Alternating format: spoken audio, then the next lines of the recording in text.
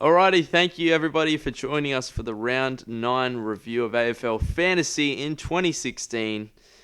I'm happy to announce that I wasn't the bottom scorer for this round. I didn't do fantastic, but as you guys know, Scott's always picking up the lower end of the scale. So Scott, take us off. Yeah, Andy. Well, just like you, I didn't do fantastic. I did Fantasia, and Oh, I love and that one. unfortunately, he didn't do fantastic. No, So obviously, we'll start off with him. 40, 40, 40, 40, 40. that's good. Well, he he only got 40 because in the last 5-10 minutes he went off to the halfback slash wing role that he was supposed to have, and he collected 19 points within that time. So in over 3.5 quarters, he had 21 points, and in 10 minutes, he got 19. Yeah, So, that just hurts because you know that in the right role he can score well. yeah, exactly right. And then but he's not being played in the right role. So, Hmm. anyway, very happy with Tipungwuti and obviously, and Trengrove as well. But we obviously can't ignore big old Heater back in our 100 and back lines. 136 more points than Fantasia. Little fun fact for you. If you can do the maths yourself. I didn't watch much of the game. I only watched the last quarter. But I heard he was on 10 or 15 points at quarter time, Mm. and he was on 130 something at three-quarter time. Yeah, So to be able to get 120 points, which is more than any of my midfielders this week, in one half, that is ridiculous. brilliant. Yeah. And then in my midfield, Paddy Dangerfield is captain. I wasn't too pleased with that. He had 90 at three-quarter time, so I expected at least 115 there, but that's all right. My my pods that I was playing this kid in a matchup, and the three midfielders that he didn't have were Hanbury, Adams, and Lewis, who all scored below 100, which was highly disappointing from my matchup point of view. But that happens, and we just have to move on from that.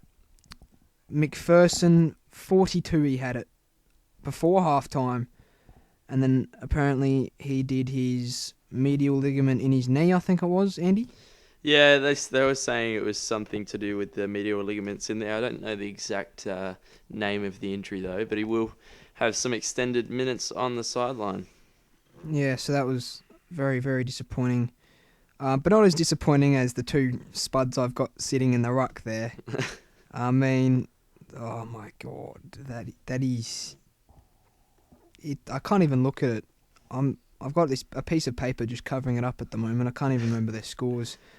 But something like -30, one of them scored, and the other one scored like 10, something like that. I would have been better off playing Curry, which just goes to show how useless they were this week. And then in my forward line, looks pretty solid. 101 from Montagna, 104 from Kerridge, and 106 from Petrarca, which I was very pleased with. And then obviously Ryan Davis scoring 80 was very, very, very good. That was extremely pleasing. But also had Sumner and Menadue there with 50 and 42. But once I get Ablett, Rockcliffe, Barlow, and Hall back, I'll be scoring a lot better than the score I got this week. Well, you'd hope so, Scott, wouldn't you? Yeah, I would. So I had a score of 1851, which is just below my pathetic average. And my overall rank went down 2,500 spots to 35,800. I don't know really what to say to that, Scott.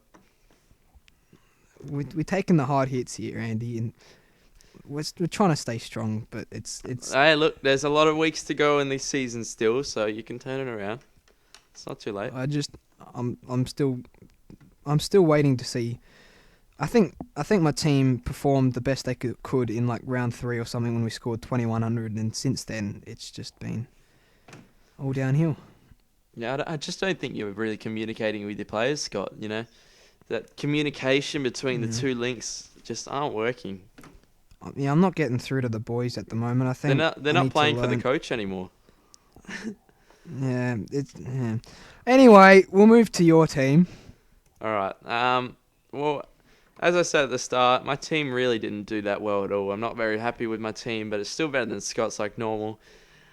Um, not to be cocky or anything. So in the back line, we talked about Shaw. It was absolutely magnificent to watch his score keep going up and up and up and up. So I traded in Bernie Vince this week, and I'm actually really disappointed. I forked out a lot of money for that, for him, Hmm. and he scores an 85. So definitely, he needs to bounce back this week. Mills, Wagner, and Gilbo, not performing like usual, but Matty D. Stop laughing right now because I'll mention Matty D's name. Not performing like he used to. But yeah, Matty D. I traded out your friend Fantasia 3 weeks ago instead of D, and he's gotten 85, 74, and 122, 15 marks in the back line. If you don't mind, big Matty D. Boy, oh boy, keeping it together back there. So Oh, into the shush. midfield.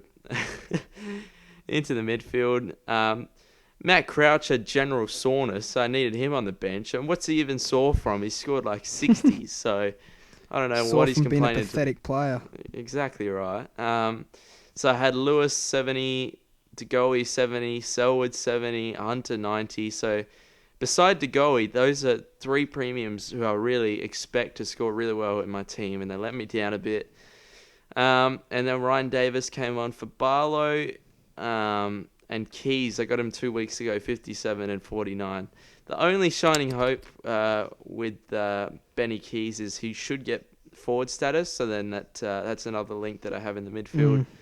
So that should be good. The rucks really are letting us down. I remember saying to a friend at the start of the year who wasn't intending on starting as Stefan Martin, I said, look, mate, I can actually legitimately see him score 120. I could imagine seeing him score 120 every single week for the season. And it's been very far from that. We all forked out 620k at the start of the season. To get an average of, 84? That's terrible. So, I don't know. With Trent West back in the side, I need Stefan Martin really to find another gear. So hopping into the forward line, I got Nick Rewalt last week. He got me 112 as captain, so I'll definitely take that. He's got Fremantle at Etihad Stadium this week, so he should be good again. Then Dane Zorko 91, not what I'm looking for. Up your game, Zorks.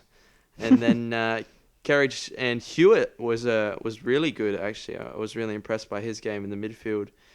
And I had to play McGovern, who wasn't too bad, and Menadue, who I said to Scott earlier in the week, 40 is the new 100 for Menadue. So when he ticked over that 40 in the last quarter, I was like, yeah, here we go. That's a ton for Menadue.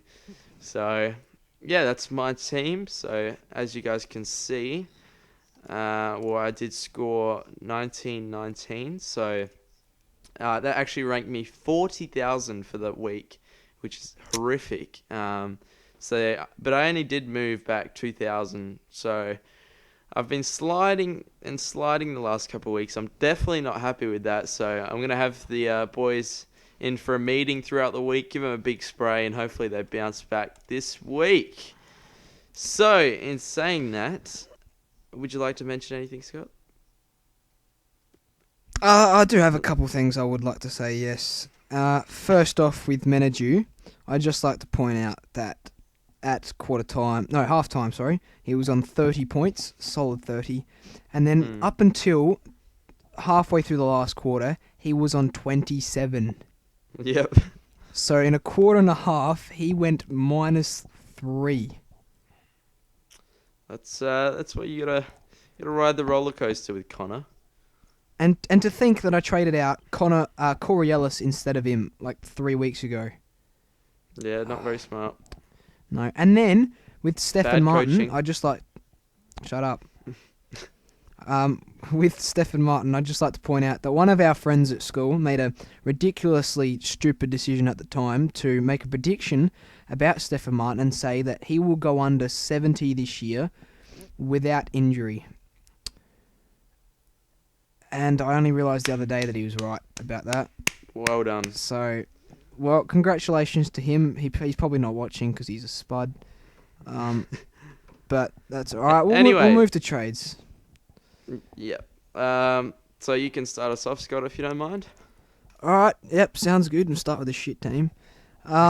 So obviously I have to get rid of Fantasia because he's just useless. And so with the remaining 160k I have in the bank, he's going up to Bernie Vince because I like his jaw and I just need the consistency back there with my defenders.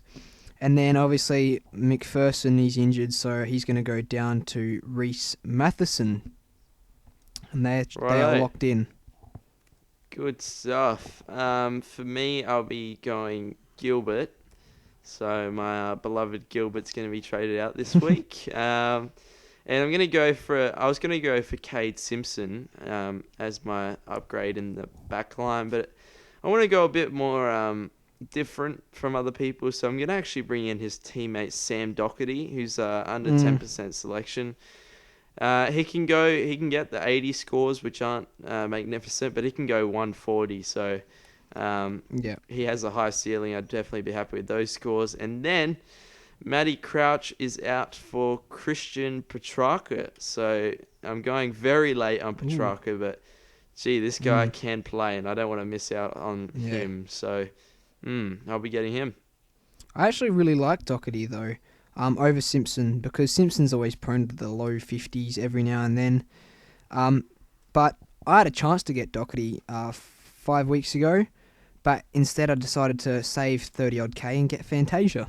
Oh, so that worked out well. Yeah. Well, anyway, the other day, well, it was today for Andrew, but yesterday for me, we found this little awesome gadget which can help us with our buy structures, and we would like to share it with you today. It is called Dream Team Spy. Some of you may have heard of it, some of you may not have. But it's this website, and you're able to drag something onto your taskbar, and then when you click on it, I'll just give you a little example here. So you can't see my taskbar, but if I click on it, it'll come up with the break-evens and the buy detective, which you can switch on and off.